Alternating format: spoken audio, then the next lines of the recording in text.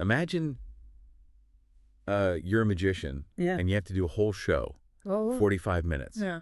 but all your luggage got lost. Oh, no. That's exactly what happened to Doug Anderson. Wow. And that experience kind of got him hooked on impromptu magic. Yeah. So today we're going to dive into his lecture all about impromptu magic. I love it. It's amazing how he can take like everyday objects and make them into these Yeah. tools of wonder, you know? It's true. It's not about the fancy props or anything. Yeah. It's about, Resourcefulness. yeah, resourcefulness and that spark of magic. Like he showed how even just changing your hand motion a little bit, Oh, yeah. like turning your wrist instead of the whole arm, It makes a big difference. can make a visual trick Yeah, absolutely. so much clearer for the audience. It's all about that finesse, making sure the magic is clear, Yeah. not muddled with extra movements. And that reminds me of how much he talked about the audience experience. Oh, yeah. Like it's not just about fooling people. Hmm. It's about entertaining them and respecting them the whole time. Absolutely. And he even talks about how you have to tailor the performance to fit the context. Oh, yeah? Like a corporate event is going to be way different than a small gathering of friends. Totally. And he learned a lot of that from performing for the Samburu tribe in Kenya. That's amazing. He said, like, you got to get permission from the village chief before you even start. Interesting. And you have to understand that for some people, magic is perceived as real. Yeah, So you got to be really sensitive. it's true. Even a lighthearted joke can backfire, depending on the audience. He used the example of the card on the forehead trick. Oh, yeah. You know, the one where, Yeah, where they have the card and they can't see it. yeah, and everybody else can see it. Exactly. And sometimes that involves like playfully teasing the person, Right.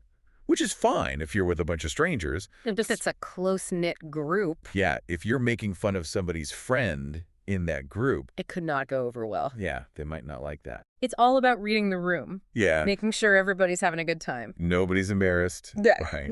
Right. And he kind of carries that through all of his routines. Yeah. Even the impromptu ones. Speaking of which, there's this really cool move he calls the panel move Oh, yeah. that he says you can do with almost any small object. He demonstrated it with like lemon candies and pebbles. Yeah, and even a toothpick. Yeah. And it can make things disappear, or even jump from one spot to another. I know, it's so versatile. Right. It's wild. It really shows how impromptu magic is all about using what's available, Exactly. making something out of nothing, like his color-changing knife trick. Oh, yeah. The effect itself is pretty simple, Yeah. but it's the subtle hand movements Yeah. that really make it pop. It's really cool. And Doug's hot rod routine is another great example. Oh, yeah. It's the classic magic trick. With the marker. Yeah, where the marker jumps to a chosen position. But traditionally, you need a new set of markers for every audience. Right. Which isn't practical for impromptu settings. Not at all. So he adapted it to use any readily available objects. That's smart.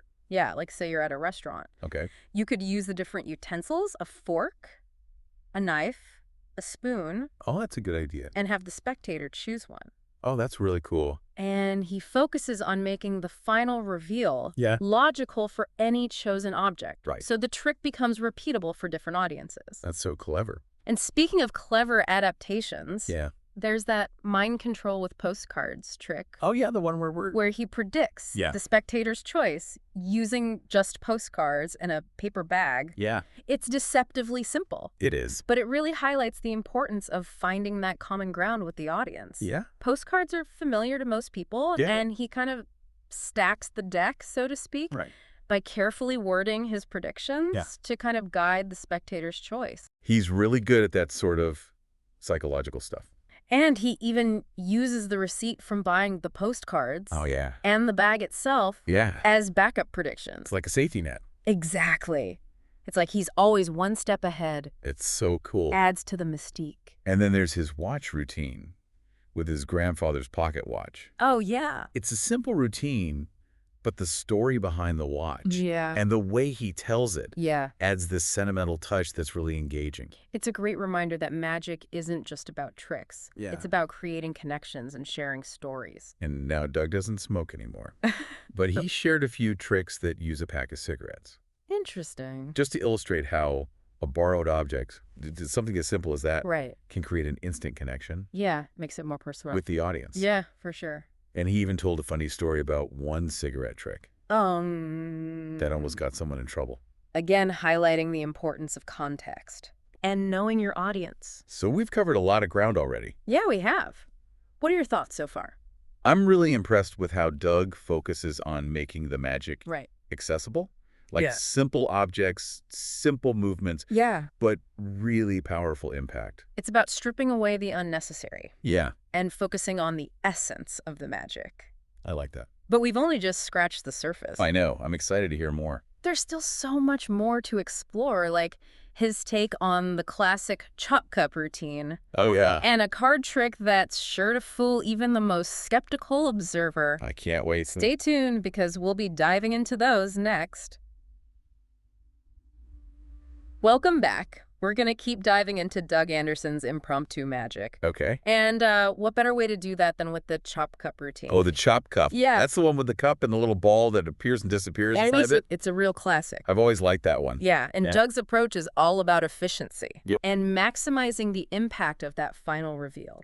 Oh, you mean like when the object magically appears under the cup? Exactly. You were talking about a final reveal that actually damaged your camera. Oh, yeah. What happened? So picture this airport security. Okay. My suitcase meticulously packed Uh-huh. and a very heavy metal object that I used for the final load. Oh, no. They inspected my bag, found the load, Oh. didn't quite put it back the way I'd packed it. I can see where this is going. When I opened my suitcase, Yeah. the heavy load had shifted during the flight Oh, no. and landed right on my camera. Oh, my gosh. Smashed it to pieces. A costly final load. It was a lesson learned about packing carefully. Yeah. But back to the routine itself, Doug starts with the cup and ball already in the bag. Okay, so no fumbling around with setup. Right. Straight to the magic. Yeah, no distractions. And he has a really clever way of handling the vanish, Okay. where he pretends to put the ball in his pocket, Yeah. but sometimes he doesn't. Oh, so you never know where the ball is, Exactly. Keeps the audience guessing. if it's even there at all. Right. So the whole routine is like quick and impactful. Yeah, building up to that finale. Keeps the audience on the edge of their seats. Right. Speaking of surprises, tell me about that card trick you mentioned. Yes. The one that fools everyone. The 8-card trick. Okay. It's a great example of how using the natural order of the deck Okay. can create these amazing illusions. How does it work? Well, it starts with a subtle move called a turnover, Okay. where the top card of a small packet is seemingly reversed, but actually the bottom card is brought to the top. So it looks like he shuffled them, but they're still in order. Exactly. And since he initially showed the third card face up, Right. it seems like the whole order has been reversed, Okay. and then he does the turnover move again. So like a double shuffle. Exactly. Like he's really mixed them up. But because he did it twice, they're back where they started. Exactly. That's crazy. And what makes it work is the movements are so natural. So the audience doesn't suspect a thing. Right. It's like, it's not the crime, it's the cover-up. Exactly. You make the moves look believable and the illusion stronger. And this emphasis on naturalness Yeah. also comes up in how Doug interacts with the audience. Especially when working with kids. Right. He told this story about his friend Mark Young, Okay. who was doing the Chinese linking rings trick, Uh-huh. and this little girl was helping him, Yeah. and she kept saying she needed to go. Uh-oh. But Mark thought she wanted to go back to her parents, Oh. kept saying, "We'll be done soon." Oh, no. Turns out the girl really needed to use the restroom, Oh, God. so it's a good reminder to pay attention to nonverbal cues. Especially with kids. Yeah. It's about making sure everyone's comfortable. Exactly. Doug also talked about his time at Six Flags over Texas, Oh, yeah. doing illusions like sawing a woman in half Wow. and the crystal casket. That's amazing. He said it helped him learn how to work with big crowds. Like a boot camp for performing. Totally.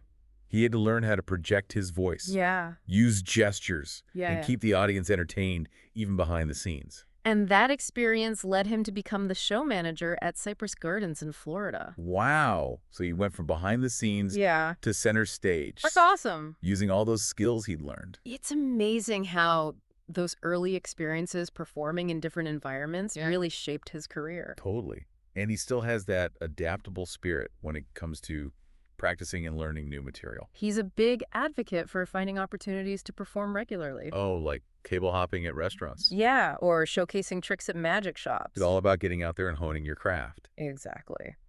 And he told this story about learning a new card trick from another magician while he was working at Six Flags. Uh-huh.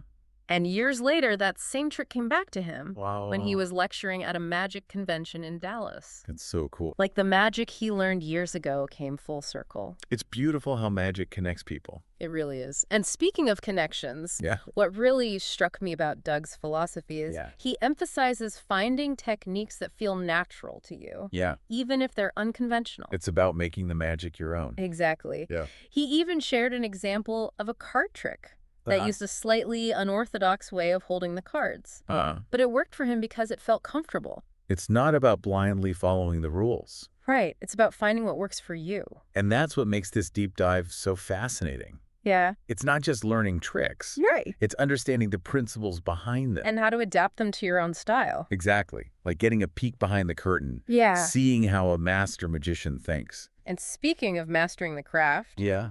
Doug isn't afraid to share his funny experiences. Like when his chop cup load broke his camera. Exactly. Or the cigarette trick that almost got someone in trouble. Those are good reminders that even the best laid plans can Right. go wrong. It's important to be adaptable and have a Mhm. sense of humor. But beyond the tricks and stories, Yeah. what really stands out to me is Doug's commitment to using magic for a bigger purpose. Absolutely. He's really passionate about educating senior citizens about scams. Yeah, it's a cause that's close to his heart. He saw how devastating it can be Right. when his own mother was scammed. That's awful. It made him want to empower others with knowledge. So he's using magic to expose those scams. Exactly. Yeah. He uses this math demonstration Okay. called the Orange Kangaroo Denmark trick What? to show how easily people can be tricked. Wow, so he's not just entertaining. Right. He's educating and empowering his audience. Exactly. We've talked about Doug's techniques and his philosophy and even how he uses magic to make a difference. Right. But magic isn't always about altruism. You know, True. there's a business side to it. Definitely. Right. Especially if you want to make it a career. So it's like any other business. Right. You got to be savvy and adaptable to make it work. Exactly. And Doug's really open about that side of things. Yeah. He shares insights from his own journey, working at Six Flags, performing on cruise ships, building his freelance career. So what are some of the key takeaways? Well, he talks a lot about finding your niche, Oh, developing a unique style, makes sense. You got to stand out. right, and diversifying your income. Oh, yeah, that's important. So it's not just performing. Uh-huh. He's a drone pilot, Right. helps out on his family farm, Wow. and of course teaches seniors about scams. He's got his hands full. It's about leveraging your skills in different ways. Yeah, to build a sustainable career. Exactly. It's inspiring how he's woven all his passions together. It really is. He shows that magic can be more than just a hobby. Yeah. It can be a path to grow both personally and professionally. I like that. And he encourages other magicians to push themselves, Right. experiment, and strive for excellence. Absolutely. And to give back to the community. Yeah, whether it's performing for charity Mm-hmm. or using your platform to advocate for something important. So bringing it back to impromptu magic, Yeah. Doug really shows us how to find wonder in everyday things It's about seeing the magic in the ordinary. and using our creativity to bring joy to others. Right. Being present, being adaptable, Yeah. and always open to learning. So what stands out to you most about Doug's approach? I think it's that blend of skill and passion Yeah. and his desire to connect with people. He's not just doing tricks. Right. He's creating these meaningful experiences. It's about human connection. Those moments of wonder and surprise that we share. Exactly. So as we wrap up our deep dive with Doug Anderson, Yeah. we encourage you to look around your own world Right. and see what everyday objects you could use for magic, Maybe it's a coin or a deck of cards. or even that drink stirrer from your coffee. The magic is out there. You just got to find it